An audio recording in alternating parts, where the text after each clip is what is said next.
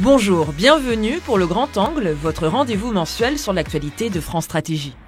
En France, ces 10 dernières années, les créations d'emplois se sont concentrées sur les grandes métropoles. C'est le constat des experts de France Stratégie qui parlent de fracture territoriale en termes d'emploi. Ce phénomène de métropolisation est en faveur de villes comme Paris, qui concentrent 46% des emplois. Une concentration en défaveur de villes petites et moyennes, mais certaines sont entrées en résistance.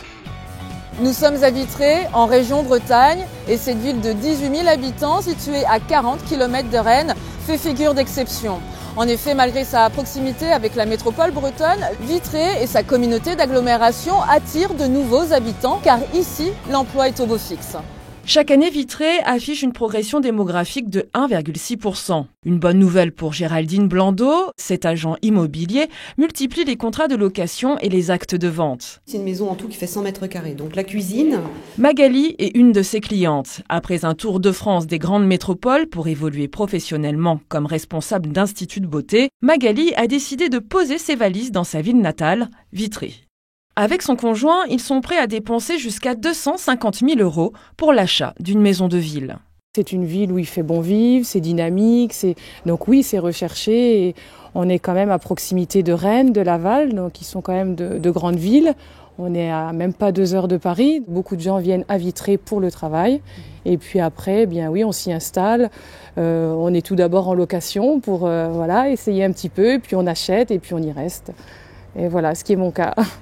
Des actes de vente, Géraldine Blandot en conclut en moyenne entre 100 et 150 par an. De bons résultats pour une ville moyenne, facilités également par une politique foncière qui régule le prix du mètre carré sur la commune. Toute la politique économique s'est vraiment portée sur l'accès à l'emploi. On a perdu des entreprises il y a une dizaine d'années sur notre secteur comme dans d'autres secteurs. Et force est de constater que 10 ans après, on a retrouvé le même nombre d'emplois, voire plus. Ce qui permet à nos secteurs de l'immobilier d'être plutôt dynamiques aussi. De retour sur Paris, direction France Stratégie, pour rencontrer l'auteur de la note sur la fracture territoriale de l'emploi. Pour cet expert des questions de l'emploi, ce phénomène de métropolisation a débuté au début des années 2000. Une concentration d'autant plus forte quand il s'agit de postes de cadre. 85% des ingénieurs informatiques sont concentrés dans les aires urbaines de plus de 500 000 habitants. Quand on habite en dehors des grandes métropoles, en termes d'emploi, quelle est la situation alors aujourd'hui ? Jusqu'aux années 90, finalement, il y avait une diffusion d'emplois salariés, diffusion d'emplois globale, qui atteignait les petites et les moyennes villes.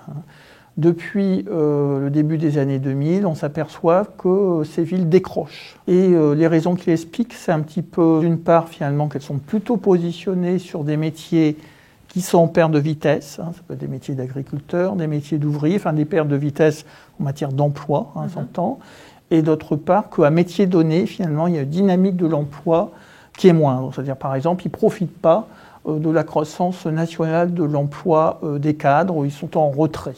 Il y a des régions qui s'en sortent mieux, par exemple l'ouest de la France, par exemple en Bretagne. Autour de Rennes, globalement, on a plutôt une dynamique de l'emploi. Ça ne se voit pas autour de Lille. Il y a 2 facteurs explicatifs. Soit effectivement la connexion à Rennes, mais avec Paris aussi, qui n'est pas si loin que ça.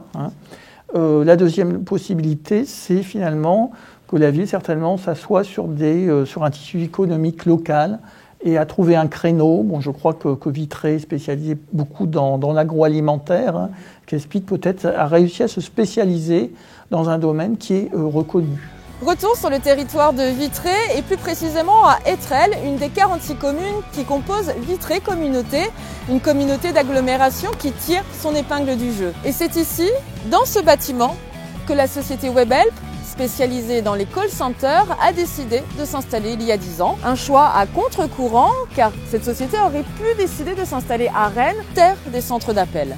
Mais alors, pourquoi ce choix ? Élément de réponse avec Bruno Paravizini, le directeur du site. Aujourd'hui, ce centre d'appel emploie plus de 600 salariés. Une aventure rendue possible par une rencontre avec le maire de Vitré, Pierre Meignery.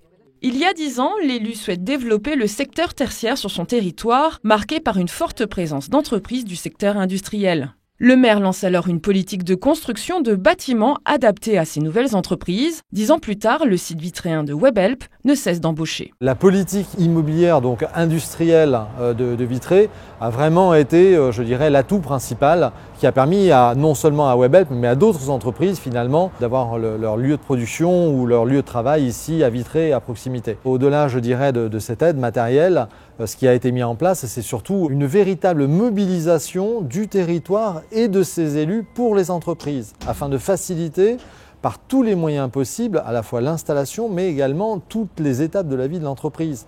Le recrutement, les démarches administratives, le développement, à toutes les étapes, Vitré Communauté a une réponse, une solution, et à mon sens, fait que les entreprises ici ont envie de rester, de demeurer et surtout de se développer. Preuve de sa bonne santé économique, l'entreprise annonce 100 à 120 recrutements pour l'année 2017. Et pour l'aider dans ses démarches, une structure va l'épauler, la Maison de l'Emploi, de l'entreprise et de la formation. Pôle emploi, mission locale, chambre d'agriculture, des métiers ou bien de l'industrie. Au total, 8 acteurs sont regroupés en un même lieu pour aider les entreprises à s'installer, recruter, se développer. Et ça marche. Sur Vitré, le taux de chômage atteint 5,5%, un des taux le plus bas de France. Peu importe l'interlocuteur qu'une entreprise aura, il y a un partage d'informations sur les besoins de cette entreprise. Les partenaires vont analyser le besoin et voir comment on y répond. C'est vrai que ça fait plusieurs années qu'on travaille avec l'entreprise Webhelp depuis son installation. Très récemment, ils nous ont fait part de leurs besoins très importants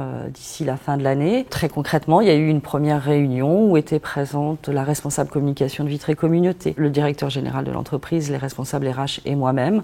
Et voilà, c'était une première séance de travail pour dire vers quoi on va, quelle action on mobilise. Avec 44% des actifs travaillant dans l'industrie, Vitré, sa communauté d'agglomération, est une terre gâtée économiquement. Marquée par une industrie diversifiée avec une forte spécialisation dans l'agroalimentaire, le dynamisme de l'emploi sur ce territoire breton s'explique notamment par une politique volontariste impulsée il y a 30 ans par les différents acteurs locaux. Mais aujourd'hui, ce résultat est-il encore possible face au phénomène de métropolisation ?